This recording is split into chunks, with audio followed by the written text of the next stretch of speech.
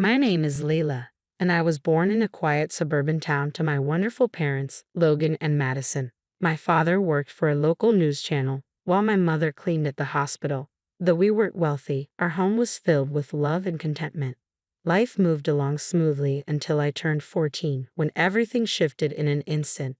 It was a rainy Tuesday evening when my parents were out at a dinner party, leaving me at home with my grandmother. I was lost in a cartoon when the phone rang, its shrill tone piercing the air. I'll never forget the cold shiver that ran through me as I heard my grandmother sobbing quietly in the kitchen. In the days that followed, confusion and sorrow blurred everything.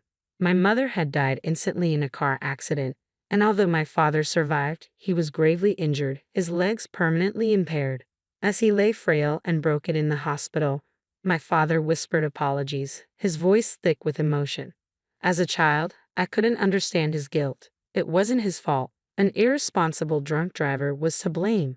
But as I grew older, I came to realize that his apologies were not for the accident itself, but for the hardships we would now face and the profound changes in our lives.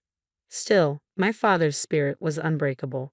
Once home and adjusting to life in a wheelchair, he threw himself into his work as a search marketing specialist for the city's major newspaper. His writing abilities remained as sharp as ever, unaffected by his physical limitations. As a teenager, I found strength in our close bond. We shared a love for classic films and lively debates over literature. He supported me through my academic challenges, and when it was time to head to college, he encouraged me to embrace new experiences at State University, where I chose to study forensic accounting. It was there I met Lucy, who quickly became my best friend. Through her, I met her second cousin, Aiden. He was compassionate and quick-witted with a sharp mind that matched my own. He accepted my family's situation without hesitation, and when he met my father, they bonded instantly over their mutual love of classic rock. Aiden's respect for how I managed my life and responsibilities filled me with quiet pride. College passed in a blur, and after graduation, life began to settle into place. I landed a job as a tax manager while Aiden became a commercial driver. Our relationship flourished, and 4 years later, Aiden proposed in the same park where we had shared our first date. Beneath the canopy of autumn leaves, I said yes with one important condition: that I could not leave my father, who still needed my care. Aiden, with a reassuring smile, accepted without hesitation, sealing our future with love and understanding. In sharing this story, it's clear that life's unpredictability can tear apart everything we know, but it can also stitch things back together in surprising, beautiful ways. Our current arrangement may have been unconventional, but I wouldn't change it for anything. We all live together quite comfortably now. My father's apartment is spacious enough for the 5 of us. Our wedding was intimate and beautiful.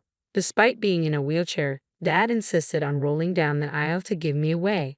There wasn't a dry eye in the room as I held Aiden's hand, feeling like I was living in a fairy tale. But every fairy tale has its challenges, and mine came in the form of my mother-in-law, Natalie, and my sister-in-law, Ruby. From the start, it was clear they disapproved of me. During our first meeting, Natalie had asked, her face twisting in distaste, "So, your father is handicapped?" I corrected her calmly. "He's disabled, but he works as a search marketing specialist." "Oh," she said dismissively, clearly uninterested. "How nice." Her indifference stunned, but it wasn't as hurtful as when she later turned to Aiden and asked, "Are you sure about this? There are plenty of nice girls from reputable families." I felt a rush of indignation, but Aiden immediately stepped in. "Mom, Layla comes from a fine family too. Her dad's disability doesn't change that. I love her, and that's all that matters." His words quieted Natalie for the moment, but I could see her disapproval still lingering in her eyes. Ruby, following her mother's lead, was just as distant. After the wedding, Aiden moved in with Dad and me. We settled into a comfortable routine. I worked at the tax office, and Aiden spent days on the road. When he was home, we enjoyed meals together, but whenever Natalie and Ruby visited, the atmosphere in our home shifted. They paraded around as if they owned the place, barely acknowledging my father. Once I overheard Natalie whisper to Ruby, "It's such a pity Aiden ended up with her and her crippled father. What if they have kids? Can you imagine the genes?" I was livid, but I stayed silent for Aiden's sake. I tried to keep the peace, but it was becoming increasingly difficult. One evening, after another tense visit from Natalie and Ruby, I couldn't hold back my tears. Aiden found me crying in our bedroom. Hey," He comforted me, pulling me close. What's wrong? I managed to say through my sobs, your mom and sister. They despise me. They think I'm not good enough for you because of Dad. Aiden's expression hardened. That's absurd. You and Dad are my family now. If they can't accept that, it's their problem, not ours. His words reassured me, but the tension with Natalie and Ruby remained. Over time, Aiden's trucking business thrived, and he was frequently on the road. I missed him during his absences, but I kept busy with work and spent my evenings with Dad. Then, one crisp autumn night, as I helped Dad into bed, Aiden called, his voice full of excitement. Lee, I've been thinking, he began. How would you feel about us buying a townhouse? It would be more accessible for Dad in his wheelchair. He could spend more time outdoors and you could even have a garden to tend to. The more Aiden spoke about the idea, the more intrigued I became.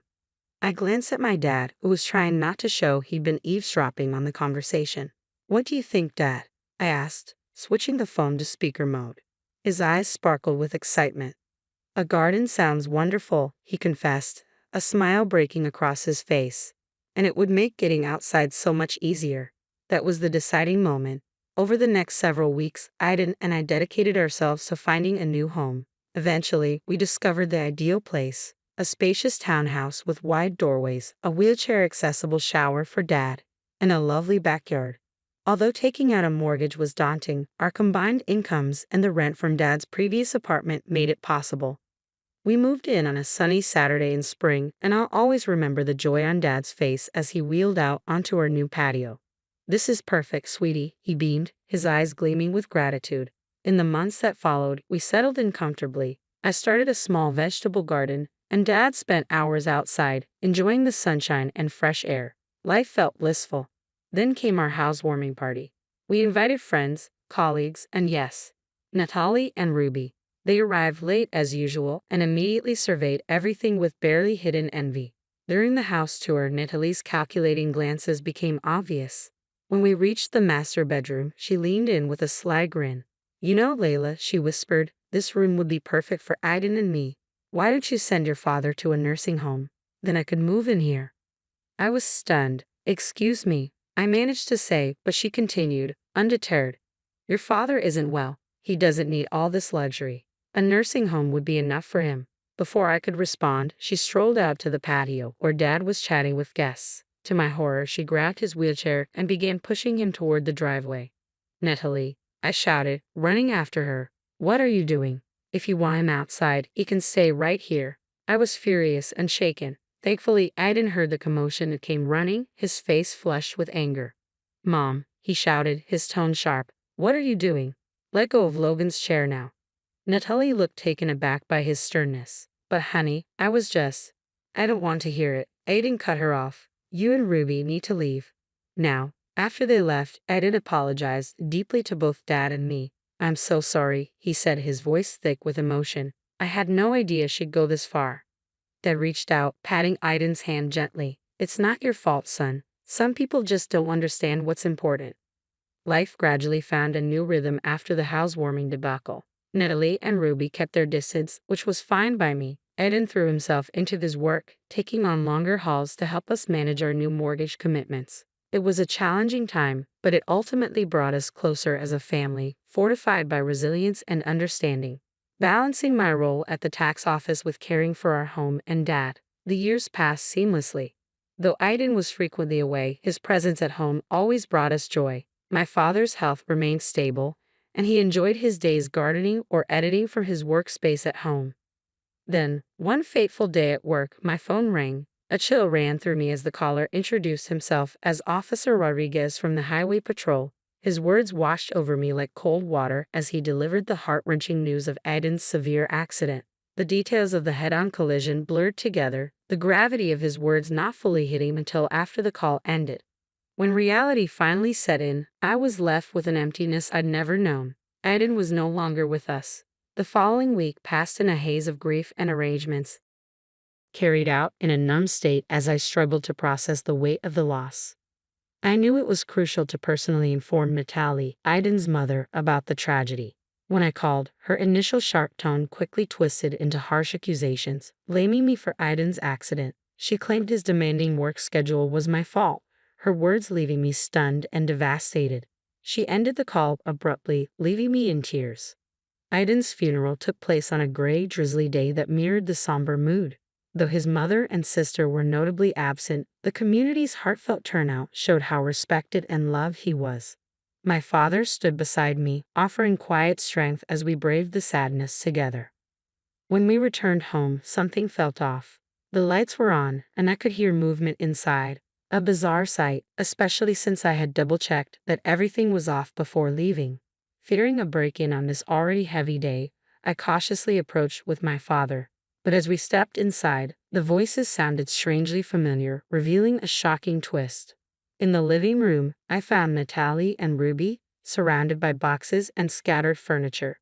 "What on earth is going on?" I asked, confusion briefly breaking through my sorrow. Natalie looked up, her expression a mockery of sympathy. "Oh, Layla, dear," she said smoothly, "we're just helping you pack. After all, you can't afford to stay here now that Aiden's gone."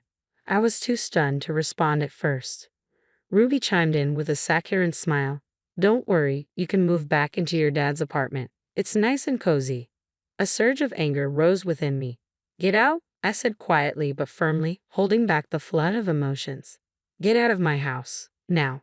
Natalie looked genuinely surprised. "This house is ours now, along with all of Aiden's things. We're his family, after all." I held her gaze, defiant. "Funny, you didn't seem like family today at his funeral." "Oh, that's right, you weren't there." Natalie waved my words away dismissively. "We had other things to take care of. Now, be a good girl and start packing. We need this cleared out by tomorrow." The audacity left me speechless for a moment. They hadn't warned him, hadn't even shown up to honor him, yet they felt entitled to everything we'd built together. "I'm calling the police," I said, reaching for my phone. Natalie and Ruby exchanged a glance, clearly unprepared for resistance. "Layla," Natalie began, but I cut her off. "You have 5 minutes to leave before I call the cops. This is my home. Aiden and I bought it together, and you have no right to be here." My voice was unwavering, and something in my tone must have struck a nerve as they slowly gathered their belongings. Still, Natalie couldn't resist a final threat as they left. "This isn't over, Layla. Expect a call from our lawyers." The following days were a whirlwind of grief, anxiety, and endless paperwork as I began sorting through Aiden's affairs, wary of Natalie and Ruby's next move. About a week later, I received a call from a local law firm. My heart pounded as I answered, fearing it was the beginning of Natalie's legal threats. "Mrs. Aiden," a professional voice asked. "This is Anthony from Anthony and Partners. I'm calling regarding your late husband's will." "A will?" I whispered, taken aback. Aiden had never mentioned a will. "Yes, he came to us 4 months ago," Mr. Anthony continued. "He was very clear about his intentions."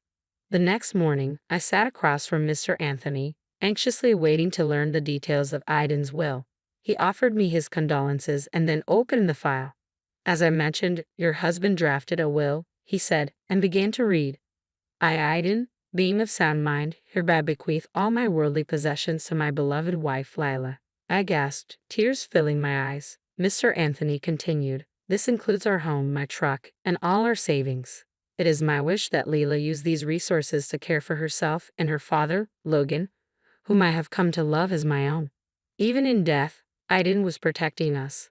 Mr. Anthony handed me a letter from Aiden, and with trembling hands, I opened it. "My dearest Layla, if you're reading this, it means I'm gone. I'm so sorry for leaving you and Logan. Please know that you two were the best things that ever happened to me. I drafted this will because I knew the nature of my mother and sister, and I didn't want you to worry. I had to ensure that you and Logan would be safeguarded in case something happened to me. You and Logan are my true family, not them. Take good care of each other, live fully, and remember, I'll always be looking out for you. With all my love, Aiden." I held the letter tightly, my tears flowing freely. My father, by my side, placed a comforting hand on my shoulder, tears in his eyes as well.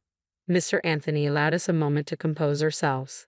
Then he informed us that, because of the accident, Aiden's insurance would pay out the full value of his policy. "What does that mean?" I asked, still choked up. Mr. Anthony gave a gentle smile. "It means you'll receive enough money to clear your mortgage and more." As we left the office, a weight lifted from my shoulders. Aiden had indeed taken care of everything. But as we arrived home, I spotted a familiar car nearby. Natalie's sleek sedan. My heart sank. Natalie and Ruby were on our porch, but this time I felt fortified with Aiden's letter in my pocket and his love giving me strength. Layla, Natalie started, her tone overly sweet. We need to talk about Aiden's estate. I stood firm. No, Natalie, we really don't. Aiden left everything to me. It's all legal, and you know why? Because we were his family, not you. Now, please leave. You're trespassing. Natalie was momentarily speechless, and Ruby, looking uneasy, quickly tugged at her arm, urging her to retreat. They left, but I knew they wouldn't give up so easily. In the following weeks, I managed Aiden's affairs, and as promised, the insurance money arrived. It was enough to pay off our mortgage with a bit extra. One afternoon, while sorting through Aiden's things, I discovered a journal in his desk. Inside were his handwritten plans and dreams, including starting a college fund for the children we hope to have. Reading his words, I felt a deep ache for the future we had planned together. That night, I struggled to sleep, haunted by what might have been. When I finally drifted off, I dreamed of Aiden, smiling and reassuring me that everything would be okay. I awoke with a strange sense of peace, but the following days brought a new, persistent queasiness. At first, I thought it was stress. But soon, a nagging thought crept in. After a week of wondering, I went to the pharmacy and bought a pregnancy test, my hands shaking as I waited for the result. When I finally looked, 2 distinct blue lines confirmed my suspicion. Overwhelmed, I collapsed onto the bathroom floor, a storm of joy, fear, grief, and hope washing over me. My dad knocked, his voice concerned. Layla, everything okay in there? I opened the door, tears streaming down my cheeks, and held up the test. I'm pregnant, Dad. He pulled me into a tight embrace, comforting me with the same tenderness he had shown me when I was a child. It's okay, he soothed. You're not alone in this. This baby is a blessing, a part of Aiden that will live on. His words resonated deeply. This child was not only a continuation of my love with Aiden, but also a symbol of new beginnings. My fears started to dissolve, replaced by a newfound strength. You're right, I said, wiping away my tears. This baby is a blessing and will be just fine. Dad smiled warmly, his eyes crinkling with affection. That's my girl. Now, let's get something to eat. You're eating for 2 now.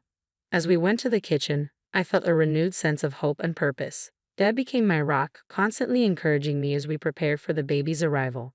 One sunny afternoon, while I was tending the garden we had built together, a familiar car pulled up, breaking the peaceful moment. It was Natalie and Ruby. They approached the porch with expressions of discomfort and desperation. Layla, Natalie began, her sharp tone now softened by circumstance. We need to talk. We've hit some hard times. Could we possibly stay in your dad's old apartment, just until we get back on our feet? Their audacity stunned me, but I remained calm. I'm sorry, but that's not possible, I said firmly. I don't wish to maintain contact with either of you anymore. Natalie's gaze dropped to my belly, her face twisting with disdain. You're pregnant already, you little? Her words dripped with venom, but I stayed composed, refusing to let her affect me.